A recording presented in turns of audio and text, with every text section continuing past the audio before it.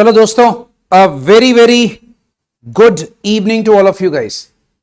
पहले तो भाई वेरी वेरी गुड इवनिंग बेटा। बाकी सारे भी माइक ऑन करके बोल सकते हैं बदतमीजों। गुड इवनिंग हो जाए, एक अच्छी सी आवाज आनी चाहिए सबकी जल्दी से। चलो वेरी वेरी गुड इवनिंग बेटा। अब ना पहले रिवीजन वगैरह शुरू करने से पहले ना मैं ना एक चीज डिस्कस करने जा रहा हूं। हमारे पास आज से अगर आप कैलकुलेट करो तो 70 दिन है। आप कैलकुलेट कर लो, तकरीबन 70 दिन। इसके लिए भी कैलकुलेटर चाहिए ढक्कन। अगर तुम्हें इसके लिए भी कैलकुलेटर चाहिए, 70 दिन है, तुम कैलकुलेट कर लो यहां से। क्यों? सितंबर, अक्टूबर और 10 दिन अगस्त के। ठीक है, तो अगर तुम देखोगे तो यहां से 70 दिन है। तो हम लोग को सीए इंटर का सिलेबस 70 दिनों में कैसे कंप्लीट करना चाहिए, यह मैं थोड़ा सा पहले सारे बच्चों के साथ डिस्कस कर रहा हूं। फिर मैं ना आप लोगों के थोड़े से प्रॉब्लम्स भी सुनूंगा। जो जो आप डिस्कस करना चाहते हैं ओपनली डिस्कस करो, कोई टेंशन नहीं है। मैं रिवीजन क्लास को थोड़ा सा लेट भी स्टार्ट कर दूंगा, बट यह डिस्कशन करना बहुत ज्यादा जरूरी है कि 70 दिनों में हमें कैसे करना चाहिए। देखो भाई, हर स्ट्रैटेजी का अपना एक व्यू पॉइंट होता है।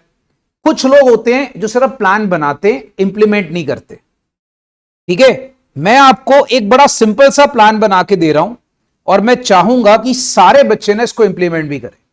पहले डिस्कस करते हैं नवंबर 2023। ठीक है, students appearing only for group 1। मान लीजिए बच्चा, जो बच्चा कहता है कि सर मैं नवंबर 23 में, यार एक तो बच्चे लेट बहुत ज्यादा ज्वाइन करते हैं भाई। जो बच्चा कहता है कि सर नवंबर 23 में मैं सिर्फ ग्रुप 1 के लिए अपेयर कर रहा हूं। देखो भाई, अब तुम्हारा पुराना सिलेबस का आखिरी अकाउंट्स, लॉ, सीएमए और टैक्स, तुम्हारे ये 4 सब्जेक्ट्स तुम्हारे पास है। मैं ग्रुप 2 पे भी आऊंगा, पहले हम बात करते हैं students appearing only for group 1। 2 minute जरा पेशेंस के साथ सुनना, मैं ज्यादा टाइम नहीं लूंगा। भाई साहब, अकाउंट्स का मैंने तुम लोगों को, बट अपने प्लीज माइक ऑफ रखना सारे। मैंने तुम लोगों को पूरा एक पैटर्न वाइज वीडियो बना के दिया है कि पहले क्या क्या करना चाहिए, department, branch, financial statement, CFS. और मैंने ऐसा ही एक वीडियो तुम्हारे लिए एक पैटर्न वाइज बना के दे दिया है भाई। ठीक है, आई थिंक किसी का माइक ऑन है यार। प्लीज अपने माइक एक बार चेक कर लेना, सारे माइक ऑफ रखना, वरना वो आवाज मेरे को मेरी वापस आती है और मेरे से अपनी आवाज बर्दाश्त नहीं होती। राइट? तो भाई साहब सारे बच्चे ना, मैंने अकाउंट्स और सीएमए का पैटर्न वाइज वीडियो तुम्हें बना के दी है। मैंने वैसे ही रिवीजन करानी है और मैंने वैसे ही टेस्ट लेने। राइट? तुम्हारे पास टेस्ट सीरीज की लिस्ट है। तो ये मैं बात कर रहा हूं ओनली फॉर ग्रुप 1 की। अब इसमें क्या करना चाहिए भाई? सबसे पहले ये 70 दिन है ना हमारे पास, तो 70 दिनों में बाकी हम लोग को लॉ और टैक्स कैसे करना चाहिए। देखो, अब तुम लोग को एक सिंपल सा फंडा बताता हूं। 70 दिनों को कुछ इस तरीके से डिवाइड करो कि तुम्हारे पास अकाउंट्स जो है वो तुम्हारा सारा का सारा रिवीजन के साथ साथ तुम्हारा हर हालत में सितंबर के अंदर खत्म होना चाहिए। सितंबर के बाद हमने थोड़े दिनों के लिए अकाउंट्स को हाथ नहीं लगाना। यह बात दिमाग में रखना। अच्छा, दूसरी बात, अगर तुम्हारा टारगेट है कि अच्छा तुम स्कोर करना चाहते हो, याद रखना आईसीएम बुक, आईसीआई बुक, और तुम्हें शायद पता लग चुका होगा नवंबर 23 की आरटीपी भी आ गई है। सारे बच्चों को पता लग चुका होगा नवंबर 23 की बोथ ग्रुप्स की आरटीपी भी रेडी है हमारे पास अब। ठीक है, और जो नई वाली आरटीपी आई है, इसका तुम्हारा ऑलमोस्ट हर एक क्वेश्चन कम से कम 2 बार किया होना चाहिए। कम से कम 2 बार, कम से कम 2। अगर तुमने 3 बार करा तो बहुत अच्छी बात है। 2 बार क्यों, मैं बताता हूं। एक तो हमने क्लास में पहले कर लिया हुआ है, एक तुम रिवीजन में अब करोगे। राइट? और अगर तुम एक बार और कर लो, वेरी गुड। सीएमए का मंथ लगाओ तुम लोग अक्टूबर में। अक्टूबर का जो मंथ है, याद रखना पैटर्न इस तरह से बनाओ कि जो 25 डेज अक्टूबर के हैं उसको तुमने सीएमए को डिवोट करने, 25 दिन अक्टूबर के सीएमए को डिवोट करने। आप देखोगे मैंने टेस्ट सीरीज भी बिल्कुल इस तरह से प्लान करी है, मैं बिल्कुल आपको इसी तरीके से अपनी टेस्ट सीरीज प्लान करके दे रहा हूं, राइट? ओके, अब बारी आती है लॉ। लॉ को तुमने क्या करना है बच्चा, लॉ को तुमने ना सितंबर और अक्टूबर में डिवाइड करना है, याद रखना, सितंबर और अक्टूबर में। ठीक है, आपने देखा होगा मैम ने क्या करा है, सेक्शंस में ना तुम्हारे टेस्ट डिवाइड करें, बिल्कुल उसी तरीके से सितंबर और अक्टूबर में तुमने लॉ को डिवाइड कर लेना है। याद रखना, मैंने तकरीबन 25 अक्टूबर के बाद लॉ को कोशिश करना है 25-27, जो भी तुम्हारा लास्ट डेट मैंने टेस्ट का रखा है लॉ का, आप देख लोगे फुल सिलेबस टेस्ट लॉ का कब है, मेरे ख्याल से एक बार आप डेट शीट अपनी चेक कर लेना जो मैं तुम्हें दी है। तो तुम्हारा 25 के बाद तुमने लॉ को हाथ नहीं लगाना। और एक बात याद रखना, लॉ के अंदर तुम्हारी हर एक प्रोविजन तुमने कम से कम 2 बार करी। अब ये 2 बार कौन से बोल रहा हूं, जो क्लास में मैम ने कराया उसके अलावा 2 बार, क्योंकि लॉ भूल जाते हैं, याद रखना लॉ भूल जाता है। तो इस तरीके से इसको डिवाइड करना है। रही बात टैक्स की, टैक्स बेटा तुम्हारा शायद साथ साथ कुछ बीच में रिवीजन क्लासेस चल रही हैं, जो तुम लोग कहीं से भी अपना डीटी कहीं से भी कर रहे हो, मेरे से या बाहर से कहीं से भी कर रहे हो, तुम्हारा डीटी जो है भाई साहब याद रखना सितंबर में खत्म होना चाहिए और जीएसटी तुम्हारा अक्टूबर में। इस तरह से डिवाइड करो। और अब एक बात याद रखना, you will not have another time to revise it. ठीक है, you will not have another day to revise it. So याद रखना ये तुम्हारी लास्ट रिविजन्स हैं। हर एक चीज याद रखना, डीटी के अंदर जैसे आपको याद होगा एक इंडिविजुअल्स का चैप्टर आता है भाई, धासु चैप्टर जो सारे चैप्टर्स कवर करता है, राइट? असेसमेंट ऑफ इंडिविजुअल्स, उसका एक क्वेश्चन तो मैं पता आता ही आता है, पक्का है, राइट? कुछ ऐसे टॉपिक्स पकड़ लो जो तुम्हारे कम से कम 3 बार रिवाइज होने चाहिए, 3 टाइम्स, याद रखना। और जो बच्चे भाई साहब जीएसटी को लेके बैठे हो ना, एक चीज दिमाग में रखना, जीएसटी में हर एक प्रोविजन तुम्हारी कम से कम 2 बार रिवाइज होनी चाहिए। और ये सारी चीजें तुम्हारी लास्ट टू लास्ट 27 अक्टूबर तक खत्म होनी चाहिए। तो बेटा तुम लोगों को इस तरीके से ये सिलेबस सारा करना है। एक बात याद रखना, ओनली अपेयरिंग फॉर ग्रुप 1 अपने दिमाग में रख लीजिएगा। सितंबर अकाउंट्स को दे दो, अक्टूबर दे दो सीएमए का। कुछ बच्चे मुझे ये भी बोल रहे थे कि सर प्लीज आप ऐसा करो कि लॉ के टेस्ट की डेट चेंज कर दो। मैं कोई डेट चेंज करने वाला नहीं हूं भाई साहब, जो हमारी टेस्ट सीरीज आपको दे दी गई है वो फिक्स्ड है और वही रहेगी, उसमें कोई चेंजेस नहीं आएंगे, राइट? तो आपको उसी अकॉर्डिंगली टेस्ट सारे देने हैं और उसी अकॉर्डिंगली आप पढ़ना शुरू कर दो। I assure you, people appearing only for group 1, अगर तुम ये इंस्ट्रक्शंस फॉलो करते हो तुम्हारा ग्रुप 1 पहली बार में निकल जाएगा। बस खाली याद रखना 2-2 बार जो तुम्हें इंस्ट्रक्शन दी है, 2-2 बार तुमने इसको कवर अप करना है, ठीक है? अच्छा, एक चीज और, हम लोगों ने किसी भी सब्जेक्ट की आरटीपी नहीं छोड़नी, राइट? एमटीपी मेरे ख्याल से भी लॉन्च नहीं हुई है, आने वाली है। एमटीपी जैसे आएगी चिंता मत करना, मेरे सब्जेक्ट्स की और बाकी सब्जेक्ट्स की भी टीचर्स क्लास में करवा देंगे, ठीक है? मैं तो वेट कर रहा हूं खाली एमटीपी लॉन्च होने की। एमटीपी लॉन्च होगी ढक्कन मैं तो क्लास में करा दूंगा तुम लोग को सारी की सारी, ठीक है? और जो मैंने आपको अभी रिविजन्स करानी है, रिविजन्स में मैंने चैप्टर वाइज नई वाली आरटीपी कवर कर देनी है, ठीक है? जो रिविजन्स कराऊंगा तुम लोग को अपने सब्जेक्ट की, मेरे सब्जेक्ट की, मैं उसमें तुम्हें चैप्टर वाइज कवर अप कर दूंगा, ओके? अब मेरे भाई जो बच्चे आ रहे हैं ओनली फॉर ग्रुप 2, अब अगर मान लीजिए ओनली फॉर ग्रुप 2, भाई साहब देखिए आपसे रिलेटेड हो या ना हो, ये मैं सबके लिए बता रहा हूं, क्योंकि अपने पास अभी इस टाइम पे कुछ ऐसे बच्चे भी होंगे जो ग्रुप 2 वाले होंगे, तो वो भी सुन ले। अब तुम्हारा सब्जेक्ट क्या है? Advance accounts. तुम्हारा सब्जेक्ट क्या है भैया? एफएम, ईएस, एसएम, और तुम्हारा एक आ गया बहुत ही शानदार audit.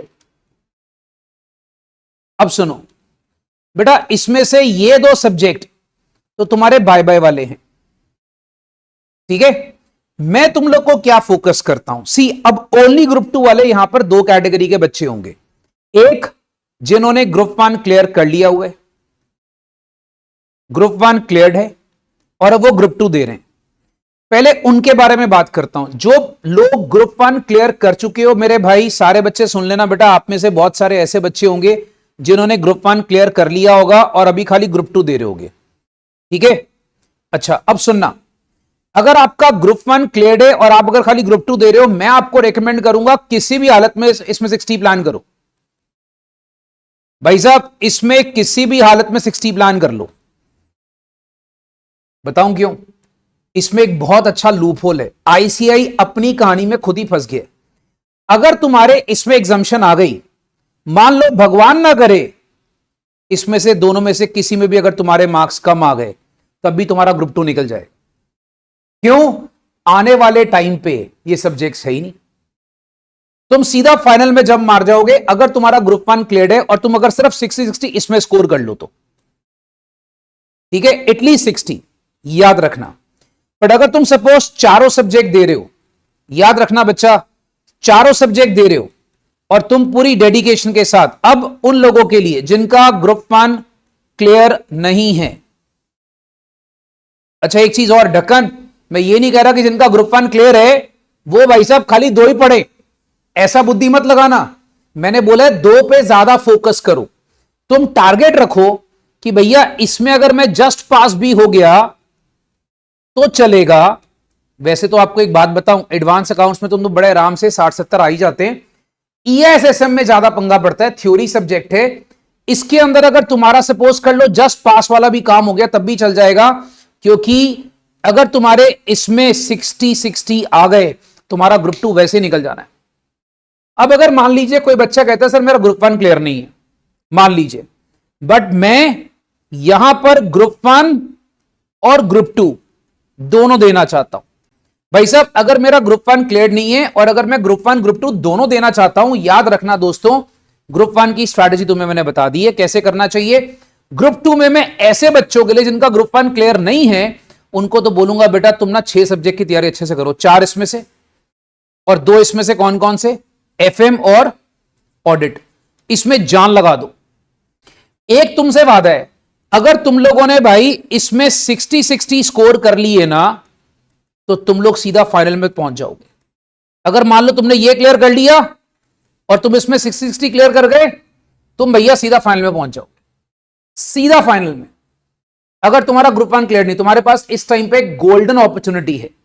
You have the golden opportunity to do this, right. FM audit पे फोकस करके 60-60 क्लियर करके तुम्हारा 6 पेपर क्लियर हो गए, तुम सीधा फाइनल में। तो बेटा ये स्ट्रैटेजी अपने दिमाग में रखो।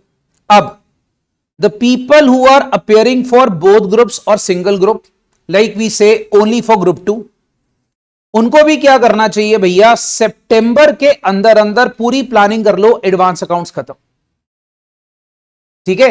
आप लोग एक काम करना, जो बच्चे ओनली ग्रुप 2 वाले हैं वो मुझे एक मैसेज करना। मैंने जैसे चैप्टर वाइज प्लानिंग बताई है, मैं आपको वैसे ही चैप्टर वाइज प्लानिंग इसकी भी बता दूंगा।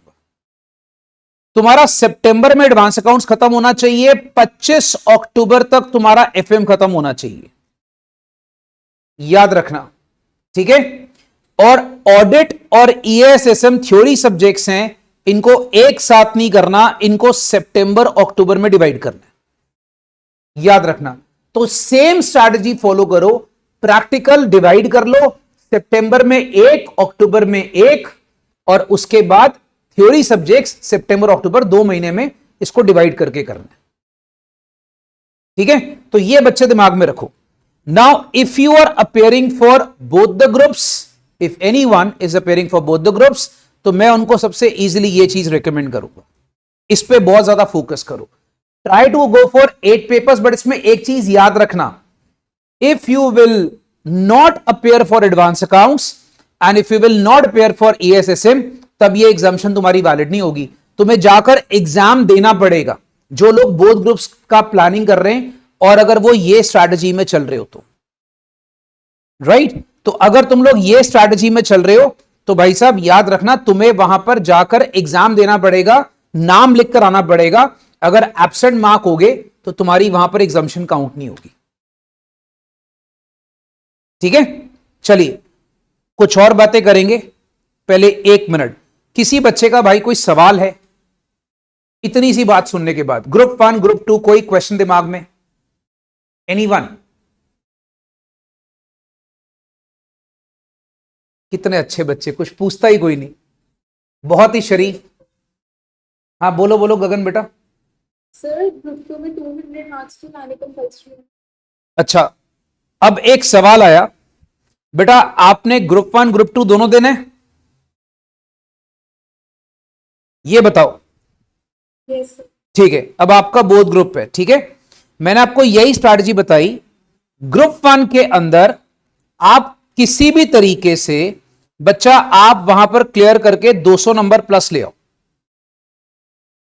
ठीक है। ग्रुप 2 में आप क्या करो, अगर आप 4 के 4 तैयार कर चुके हो फिर तो बहुत अच्छी बात है। मान लो भी आपके पास थोड़ा सा टाइम कम है, आप 4 के 4 तैयार नहीं कर पा रहे हो, तो आप कोशिश करो कि इन दोनों को मिलाकर आपके 120 प्लस होने चाहिए, 60-60 ईच, राइट। ये बहुत तगड़ा हैक है बच्चा, तुम ऑटोमेटिकली बोथ ग्रुप क्लियर कर जाओगे। क्यों? अगले सेशन में एडवांस अकाउंट नाम का जो पेपर है वो तुमने नहीं देना अगर तुमने ग्रुप 1 क्लियर कर लिया तो। This is the golden opportunity for नवंबर 23, और ईएसएसएम तो वैसे ही खत्म हो गया, right. So what I want, what I suggest कि भाई पूरा ग्रुप 1 पे फोकस करो, जान लगा दो ग्रुप 1 क्लियर करने में। और अगर तुम ग्रुप 2 दे भी रहे हो तो इन 2 सब्जेक्ट्स में जान लगा दो, एफएम ऑडिट, ताकि मुझे 60-60 इसमें आने हर हालत में चाहिए। तुम ये 6 पेपर क्लियर कर जाओ, ढक्कन तुम्हारा दोनों ग्रुप ऑटोमेटिकली क्लियर हो जाएगा। हाँ जी, और कोई सवाल बेटा किसी के मन में है? कैसे पढ़ना है, क्या करना है, कुछ और कुछ पूछना है किसी ने?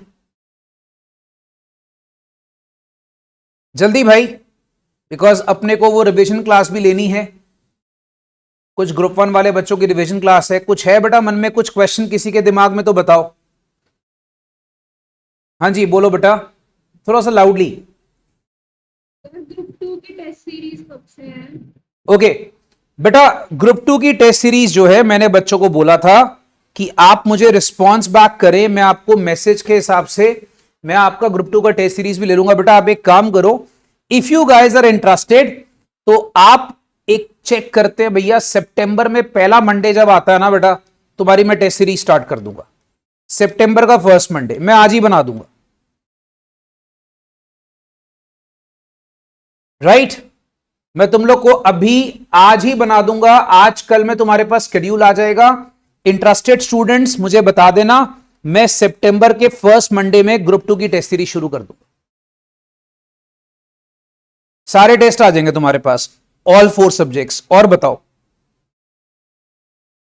बेटा, हम टेस्ट सीरीज के बारे में डिस्कस कर लेंगे, पहले मुझे बताओ तुम्हें कोई स्ट्रैटेजी और क्लियर करनी है दिमाग में? अब देखो एक चीज और याद रखना, जो इस टाइम पे मैं सजेस्ट करता हूं, पागलों की तरह ना दिन में एक सब्जेक्ट पे फोकस नहीं करना, दिन को ना डिवाइड करो। बच्चे पता क्या करते हैं, बच्चे एक बहुत बड़ी गलती करते हैं, अकाउंट्स कर रहे हैं तो लगे हुए पागलों की तरह सारा दिन अकाउंट्स ही खत्म कर दिया। Don't do this, divide your day. Like याद रखना, अंग्रेजों का रूल है डिवाइड एंड रूल, कभी मत भूल। भैया अंग्रेज ये चले गए थे, ये बहुत बढ़िया रूल बना गए, ठीक है। सो भाई साहब याद रखिएगा, अपने दिन को डिवाइड करो। देखो अगर मैं तुम्हारी जगह होता मैं क्या करता, मैं तुम्हें अपना तरीका बता रहा हूं, बाकी हर बंदे का पढ़ने का अपना तरीका होता है। मैं क्या करता, मुझे पता है मेरे लिए हर सब्जेक्ट इंपॉर्टेंट है, ठीक है। मैं रात को पढ़ने की बजाय मैं सुबह सुबह पढ़ना प्रेफर करता। मैं आपको अपना व्यू पॉइंट दे रहा हूं, बाकी तुम्हारी मर्जी। मैं भैया सुबह 5 बजे उठूंगा, थोड़ा सा फ्रेशन अप हुए, अच्छा सा कुछ खाया पिया, ज्यादा हैवी नहीं खाना, नींद आएगी। मैक्सिमम मैं 5:30 तक कॉफी चाय पी के पढ़ना शुरू कर दूंगा। 5:30 से लेकर ब्रेकफास्ट टाइम 8:30 तक मैं पढ़ूंगा थ्योरी का कोई सब्जेक्ट। क्यों? जब आप सुबह उठते हो दिमाग के लाटू पूरी तरह से पावर में होते हैं, और भाई साहब थ्योरी उस टाइम पे दिमाग में घुसती है। मैं आपको अपना व्यू पॉइंट बता रहा हूं भाई कि मैं क्या करता, ठीक है। अच्छा, फिर भाई साहब ब्रेकफास्ट करा, थोड़ा सा आधा घंटा ब्रेक या 1 घंटा ब्रेक, 9:30 से लेकर याद रखना 12:30 तक का जो टाइम होता है वो थोड़ा सा उसमें हल्का हल्का सुस्ती आती है।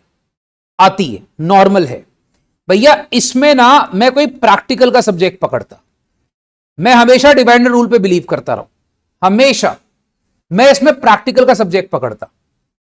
अच्छा, फिर 12:30 बजे भैया देखो, अब सुबह 8:30 का खाया हुआ, भूख तो लगेगी।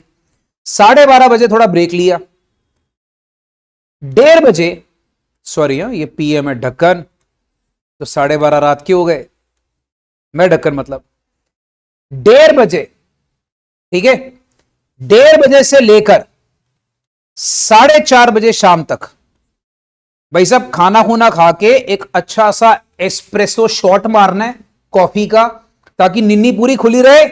याद रखो दोपहर का टाइम जो है ना, ये वाला, मैं इसमें फिर से करता थ्योरी। मैं कभी भी थ्योरी प्रैक्टिकल एक साथ नहीं, मतलब मैं इकट्ठे नहीं करूंगा। मैं कभी भी ऐसा नहीं करता कि मैं थ्योरी के साथ एक और थ्योरी कर लूं। I never ever do this. चाहे हो सकता है कि मैं एक सब्जेक्ट पकड़ लूं कि भाई मैंने अकाउंट्स और लॉ करना है एक दिन में। सपोज आज मंडे है, तो मैंने मंडे को डिसाइड करा कि मैंने अकाउंट्स और लॉ ही पढ़ना है, तो मैं लॉ सुबह, फिर अकाउंट्स, फिर लॉ, और उसके बाद 5:30 से लेकर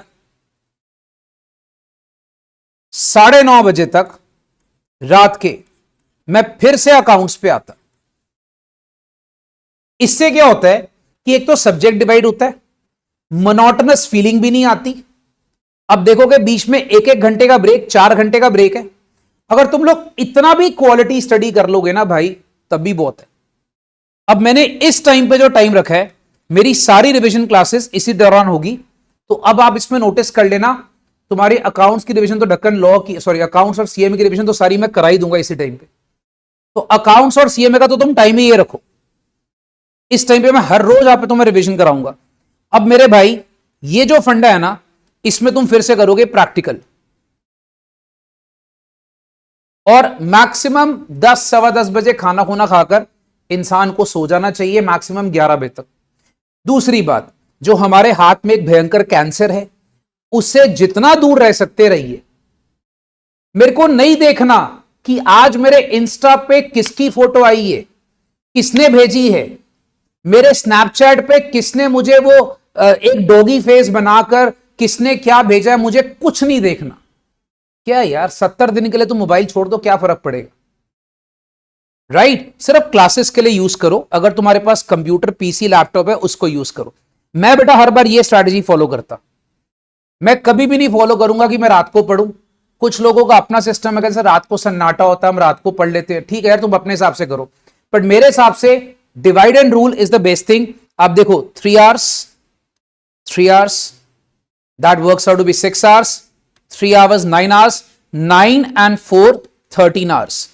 तो भाई साहब तुम अगर चेक करोगे, तुम 13 घंटे रोज पढ़ रहे हो, फिर भी उसके बाद तुम्हारे पास इसके अलावा 11 आवर्स हैं रेस्ट और ब्रेक के। बहुत होते। धीरे धीरे जैसे सपोज कर लो और बढ़ा सकते हो तो बढ़ाओ। अगर तुम्हें लगता है कि तुमने ये 3 घंटे प्रोडक्टिविटी नहीं निकाली, तो sacrifice your sleep and make it 4 hours. It should be good productive hours. याद रखना, the value is more important than cost. मतलब हम लोग भैया जो टाइम है उसको कितना यूटिलाइज करते हैं, उसकी वैल्यू हम क्या निकालते हैं, हमें उसको देखना है, ना कि हमने टाइम कितना देर बैठे रहे, उसको नहीं देखना। अगर तुम लोग ये सिस्टम फॉलो कर सकते हो, अब जैसे मान लीजिए जो बच्चा ग्रुप 2 वाला है, डिवाइड कर लो एडवांस अकाउंट्स, ऑडिट, और एफएम और ईएसएसएम, क्योंकि एफएम प्रैक्टिकल है, ईएसएसएम थ्योरी है। ऐसे डिवाइड करके करना चाहिए। Rest is your wish. हां जी, और कोई सवाल बेटा? और कोई सवाल किसी के मन में कुछ है? सुप्रिया जी आप कुछ पूछना चाह रहे थे, पूछ सकते हैं बेटा, कोई बात नहीं। अच्छा, अब मुझे एक बात बताओ, कितने लोग कहते हैं सर हिमांशु भैया मैं क्लास से निकाल दूंगा, ये लाइव क्लास है और मेरी क्लास का रूल है कैमरा ऑन रहना चाहिए।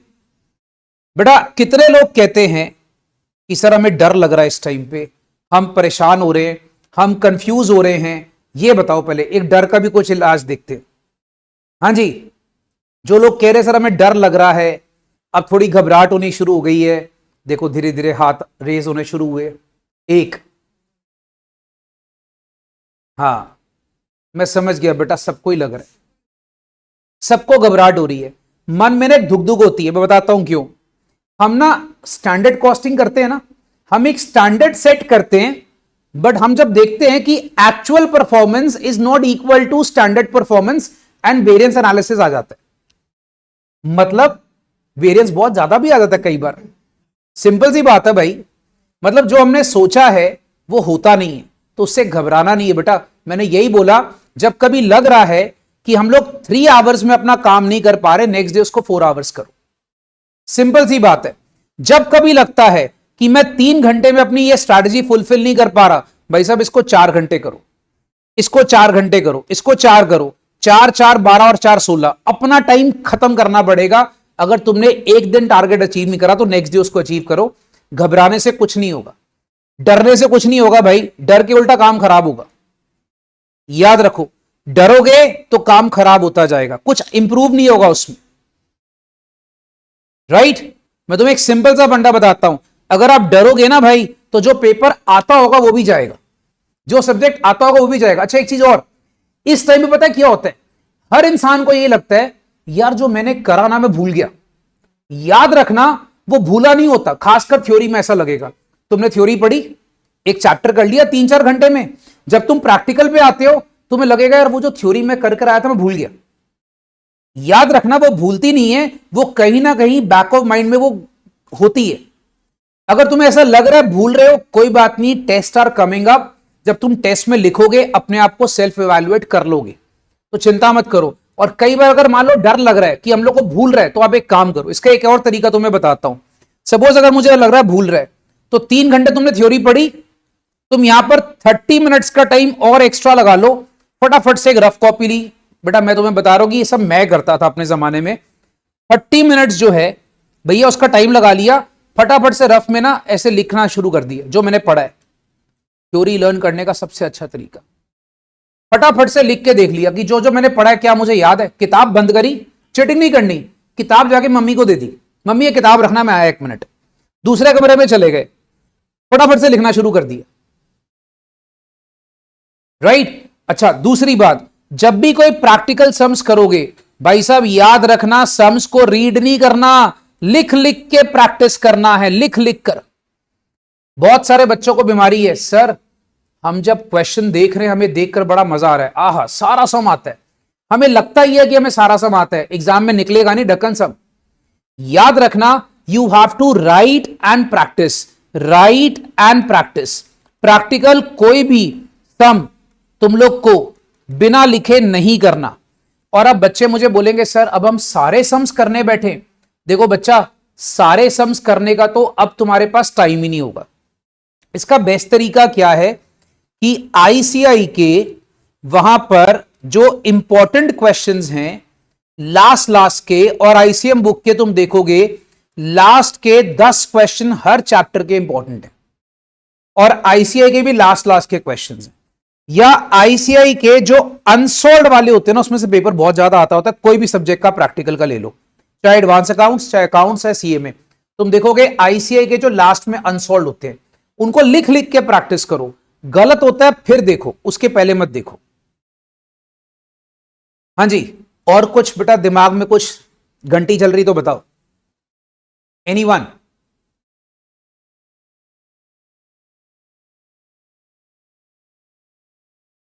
ठीक है, तो भाई अब जो बच्चे के दिमाग में था कि सर हम लोगों को सिर्फ अपना जो पेपर है अपने को वो चाहिए, भैया तुम्हारा टेस्ट सीरीज, सॉरी ग्रुप 2 वालों की, तो मैं ग्रुप 2 वालों की टेस्ट सीरीज डिजाइन करके मैं आज सेंड कर देता हूं। और कुछ? बस खाली बेटा डरना नहीं, डरने से उल्टा पढ़ाई खराब होगी।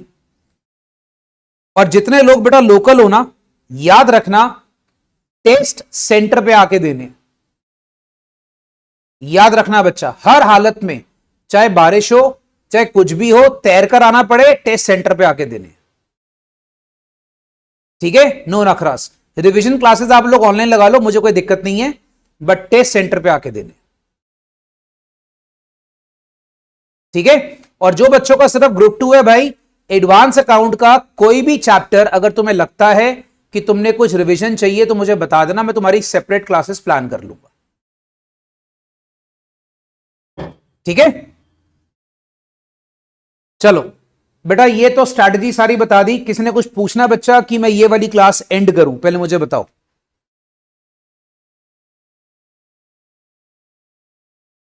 चलो डन। आप लोगों ने कुछ पूछना है भाई?